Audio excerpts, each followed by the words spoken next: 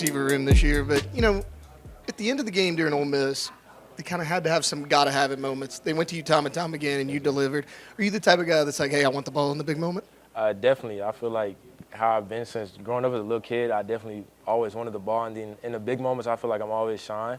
I'll always be ready for my opportunity no matter what time in the game it comes. The mindset I kind of have, you got to be ready whenever your number's called. So they called my number out there, and I was there to make the play. You catch that long one against UCLA last year, Yes, right? Yes, sir. So take me from that feeling to then I'm injured and I can't play. I mean, tell me about the ups and downs of that kind of trip. Yeah, you said it. I caught the long touchdown UCLA game. Then the next week, I ended up tearing my tricep, and it's obviously not the best news you're expecting to hear. It's the first major injury I've had since I played football, but at the end of the day, football happens and injuries happen in football. So just that process, I really just had to have a positive mindset on it. Coming in every day in rehab to making sure I'm getting myself back to 100%. And then just ultimately, because at the end of the day, I'm always come back from it, and just being ready for the next season was my main goal because I was out for the whole season. So just coming back ready and getting out there and playing football again is definitely a good thing. What was it like getting back into the end zone against Southeastern? It was definitely good. I hadn't gotten in the end zone for a little while, so scoring is always probably the best thing about football, or just playing receiver most definitely. So it felt good getting back in the end zone.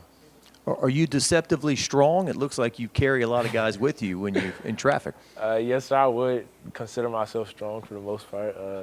I kind of am a more stocky receiver, you could say. So definitely I would consider myself strong.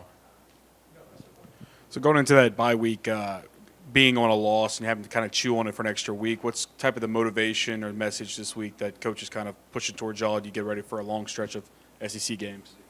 Really just focusing on the details because, like you said, we're going in the SEC stretch, so none of these games are going to be easy at all. So everybody just honing on details and getting on the same page so we can all go out there and execute how we know we can, and then just put up the points and win the games that we know we should be winning. Look, everybody's going to have, their own opinions about the offense. But, for you guys as a unit, what do you want to accomplish this weekend against South Carolina? I would say to go out there and just make plays. As receivers, that's what's expected out of us. As we always say in the receiver room, we make the offense go. So we just need to go out there and make big plays when the ball's thrown. We got to make every catch, and no matter where the ball is, you just got to make a play on it.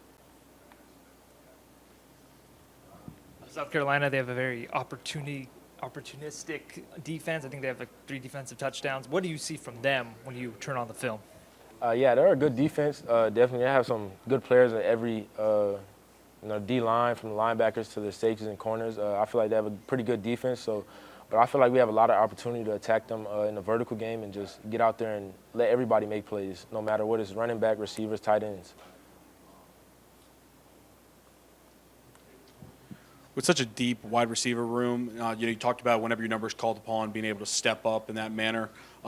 What does it mean, though, to have guys around you that you know that if it's not you that they're going to, that you trust in the other guys to be able to make those plays and help this offense kind of find some life here? It's a good thing to have. A lot of people might look at it as a bad thing, but at the end of the day, having other good people around you, that makes everything else easier for you, ultimately as a whole. So with knowing you have other people that can make plays, it's always a good thing because you don't have to be that main guy. But like I said, when your number is called out there, we expect everybody that's number is called, they can go out there and make a play. What kind of week has Garrett had preparing for this game? Garrett's had a solid week so far.